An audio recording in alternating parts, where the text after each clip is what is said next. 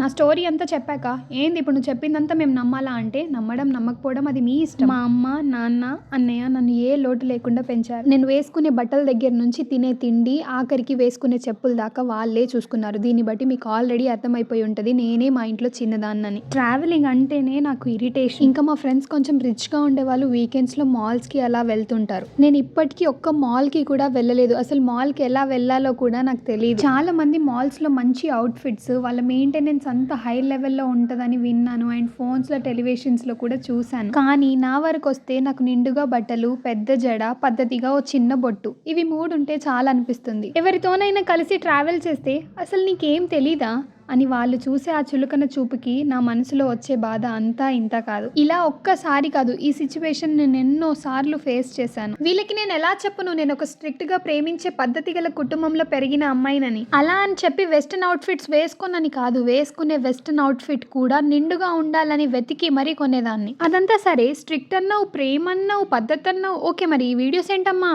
అంటే నేను ఒక పక్కా మిడిల్ క్లాస్ అమ్మాయిని. ఇంకా మిడిల్ క్లాస్ సినారీస్ గురించి చెప్పే అవసరమే లేదు. వీడియోస్ చేస్తున్నామంటే ఏదో పెద్ద ఘోరం చేస్తున్నా అనే లెవెల్కి చూసే ప్రపంచం. మా ఇంట్లో వాళ్ళకి నేను సోషల్ మీడియాలో కనబడడం ఇష్టం లేకపోయినా నా ఇష్టాన్ని కాదనలేక ఎంతో కొంత పర్మిషన్ ఇచ్చి నన్ను సపోర్ట్ చేశారు. వాళ్ళు నా పైన పెట్టుకున్న నమ్మకం ఎంతో కొంత సద్వినియోగం చేసుకుంటున్నానని అనుకుంటున్నాను. దీనికి తోడుగా నాకు ధైర్యాన్ని ఇచ్చి నన్ను ముందుకు నడిపించే మా బాబాయ్. అండ్ నన్ను మా బాబాయ్ని ఆదరిస్తున్న మీ అందరికీ థ్యాంక్ యూ అనే మాట చెప్తే సరిపోదని నాకు తెలుసు. అంతే, ఇంకా తెలియదు ఈ కథ ఎక్కడికి చేరుతుందో. కానీ మీరు చూపించే ఈ ప్రేమ, అభిమానం అన్నీ ఇలానే ఉండాలని కోరుకుంటున్నాను.